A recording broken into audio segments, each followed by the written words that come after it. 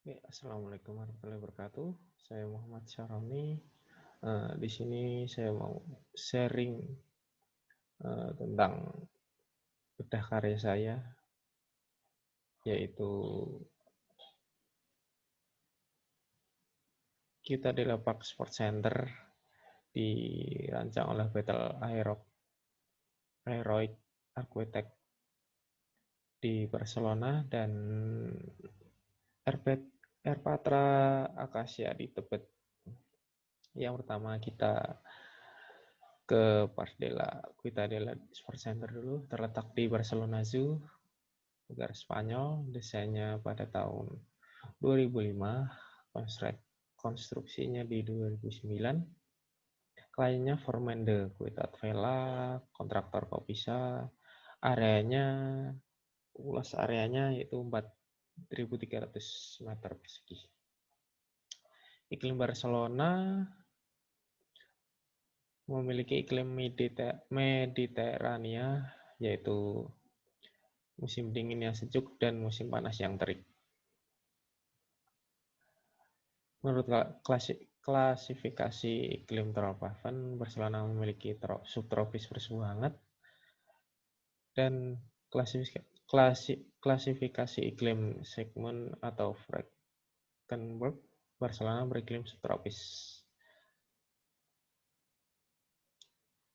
Lanjut, Ciutadella Park Sport Center ini berupaya untuk mengasimilasi skala dari bangunan olahraga dengan bangunan lain di taman sekitar, mencoba mengatur ulang untuk efisiensi penggunaan area horizontal dan tidak lebih tinggi dari gedung lain di sekitarnya. Untuk mencapai hal ini, penggunaan utama gedung, lintasan olahraga, kolam renang, dan ruang locker terletak di ketinggian 3, meter di bawah taman. Jadi tidak terlalu tinggi, tidak memerlukan bangunan yang sangat tinggi.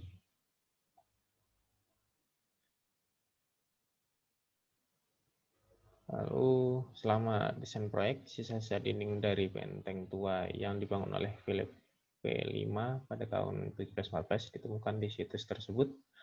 Kualitas arsitektonis dan nilai arkeologisnya membuat mereka menyesuaikan proyek dengan bentuk dinding, membuatnya lebih terlihat dan dapat diakses, setidaknya di area kolam. Tata letaknya membatasi dan memisahkan area berair dari area kolam. Lantai pertama terdiri dari ruang gym dan ruang kebugaran, dan lantai 2 mencakup fasilitas lain yang terdiri atas pusat kesehatan, lain gedung, dan lain-lain, serta kolam renang di luar ruangan. Tata letak ini memanfaatkan perbedaan ketinggian antara gedung olahraga dan kolam renang ke teras gedung. Oleh karena itu, menurunkan ketinggian total gedung menjadi 14 meter di bawah bangunan di sekitarnya, dan bahkan lebih rendah dari pepohonan yang ada di dekatnya, seperti gambar di tengah tersebut. Jadi bangunan ini bisa dibilang menggunakan split level. Lalu kita masuk ke material. Di luar, bangunan ini berbasis sebagai penutup taman seperti bangunan lainnya di Paseo Picasso. Ini selanjutnya menetapkan dasar untuk pagar masa depan Paseo de Circunvallation. Untuk alasan ini, lantai dasar dilapisi kaca mencari transparansi maksimum antara jalan dan taman. Jadi cahaya masuk bisa semaksimal mungkin, dan seperti di gambar tersebut, cahaya sangat banyak yang masuk. Selungkup di lantai lain bergantian antara kaca dan masa padat tergantung pada penggunaan interiornya. Hanya bangunan ini ditutup dengan lembaran kayu untuk melindungi matahari, untuk berkamuflase dengan pepohonan, dan untuk mencari tempat sendiri dekat payung. Nah, jadi menggunakan secondary skin, menggunakan kayu. Jadi kisi-kisi, seperti kisi-kisi pada gambar ini. Target dari gedung tersebut sebagai fasilitas umum untuk menyalurkan hobi atau sekedar berolahraga. Dan bisa dibuat untuk olimpiade nasional maupun internasional. Fungsinya yaitu bermacam-macam, bukan hanya sarana prasarana kegiatan olahraga nasional atau internasional.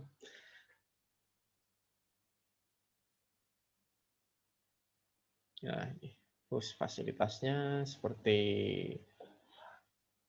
lapangan basket indoor, lalu ruang serbaguna, kolam renang dengan 6 trek indoor, dan ada juga kolam renang outdoor.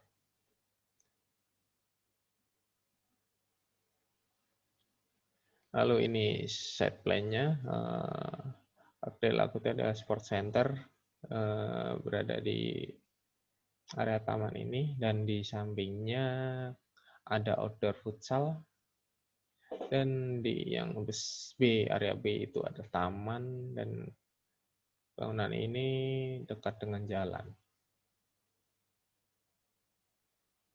Ya, ini lantai dasarnya. Gedung ini yang terbesar adalah lapangan basket di sebelah kiri, dan B itu adalah tribun penonton untuk basket, dan C ruang serbaguna, dan D area service. Ini second floor-nya. Di A itu adalah medical center, di area B building service. Jadi lumayan ada 2 tempat building service, dan di sebelah kanan ada kolam renang dengan 6 trek yang tadi. Dan di ujung atas itu ada kolam renang kecil untuk anak. Nah, ini tampak depan terlihat secondary skin, kisi-kisi kayu dengan kisi-kisi kayu mengelilingi bangunannya. Nah, ini section satunya. Nah, yang saya kasih tahu tadi, bangunan ini bisa dibilang menggunakan split level, jadi tidak full semua di lantainya.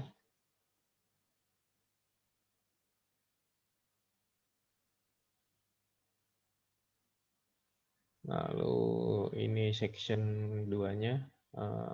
Section 2 memotong kolam renang yang 6 trek tadi. Itu kolam renang berada di bawah muka tanah depan. Jadi bangunan tidak terlalu tinggi karena memiliki 4 lantai. Kelebihan dari Ciutadella Sport Center ini memiliki fasad kisi-kisi kayu yang lebih tegas dan dominan dari bangunan sekitarnya, lebih dominan ke beton. Jadi sekelilingnya ya seperti bangunan-bangunan di Eropa, lebih ke menonjolkan bangunan beton. Pencahayaan lebih maksimal menggunakan cahaya alami. Jadi yang saya sebutkan tadi, di semua bangunan ini diperbanyak dengan kaca, dikeliling kaca. Jadi cahaya bisa masuk secara maksimal. Dan di bangunan ini dikelilingi dengan kisi-kisi kayu tadi agar tidak secara langsung matahari langsung masuk ke dalam bangunan. Memanfaatkan dalam tanah untuk split level agar bangunan tidak terlalu tinggi. Seperti yang gambar potongan tadi, lalu menggunakan material aksen kayu dan bata untuk memberi kesan alami dan dingin di area indoor maupun outdoor. Jadi semuanya menggunakan aksen kayu, dan lantainya sepertinya memakai vinil atau yang lain. Plafonnya menggunakan seperti memakai aksen asin dan ada lubang-lubang hitam. Oke, selanjutnya adalah air patra akasia Tebet. Pemerintah DKI kian gencar membangun ruang publik terpadu rumah anak atau air patra yang sering kita sebut air patra. Ruang publik ini tentunya jadi angin segar bagi anak-anak yang membutuhkan ruang bermain aman, nyaman, serta gratis di Jakarta. Area bermain ini di luar ruang yang nyaman, aman, dan gratis bisa dibilang langka di Jakarta. Jika ada taman sekitar rumah pun kenyamanan dan keamanannya pun tak bisa dijamin. Mendatangi playground di mall dengan membayar mahal pun biasanya dijadikan pilihan, padahal anak-anak membutuhkan banyak area bermain dengan beratap langit dan banyak berinteraksi dengan lingkungannya.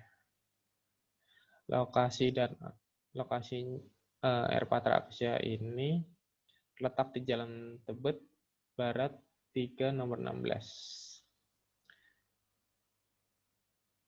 Untuk akses lokasi sudah terhubung melalui jalan raya yang dapat dilalui oleh kendaraan bermotor, terutama untuk kendaraan roda 2 maupun roda 4. Iklim kota Jakarta pasti kalian sudah tahu memiliki suhu udara yang panas dan kering atau beriklim tropis.